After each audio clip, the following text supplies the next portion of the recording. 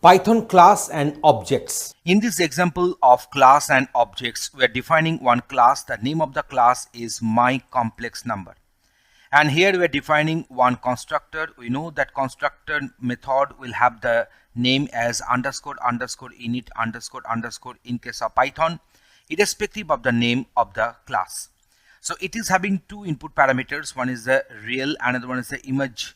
And apart from this self is actually denoting the reference of the object. Also it is known as the these reference. So here we are defining, here we are initializing two instance variable. One is a real part, another one is a image part with this real and image here. And display complex will print the value of real part and image part accordingly. So this is our myComplexNumber. I'm executing this one. So my class has got defined. Now we are defining one object against the class myComplexNumber. So the name of the object is complex1. So is equal to myComplexNumber 40 and 50. So this 40 will be the real part and this 50 will be assigned to the image part here. So this particular class myComplexNumber is having two instance variable, that is a real part and image part. So now let us go for the printing. So complex1 dot display complex, so it will print the respective 40 and 50 as the image part, real part and image part respectively. So here is the outcome. So myComplexNumber constructor executing. So this particular statement, this particular string has got printed from this print function, and then we are having this initialization, and then we are having this display complex. So this particular line has got printed. We're defining another object under the class myComplexNumber, and here we are passing this 60 and 40 for real part and image part here. So we are also defining a new attribute, that is the name of the attribute is new attribute. So another instance variable we are going to define here, and also initializing with the value 80. So this new attribute will be defined and will be related only with this complex2 object.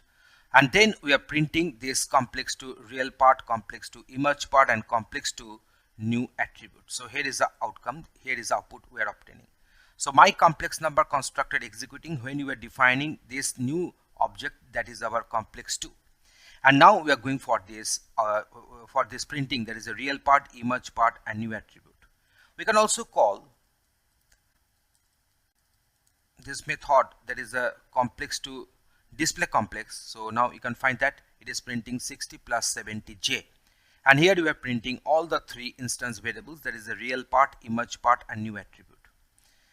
This complex1 object which we defined earlier does not have this attribute new attribute. And so if I want to print this one as complex1.new attribute, then obviously it will show one error message, that is myComplexNumber object has no attribute new attribute.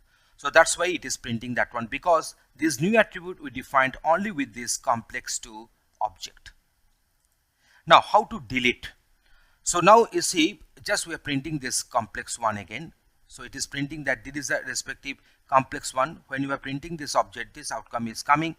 But when we were defined that real part, this real part, that instance variable, we can individually delete that one. So deleting object attributes. So that's why in that case I shall have to write del complex1, there is a object name dot real part. And if I want to delete the whole object, then also we can use this del and complex1.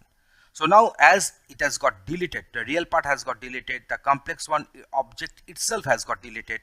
So if I want to print this complex1 now, then it will tell me that name error is there and name complex1 is not defined. So in this example, we have given you the idea that how to define one class, how to define its instance variable and the methods, and how to define the objects under that class and many other features. Thanks for watching this video.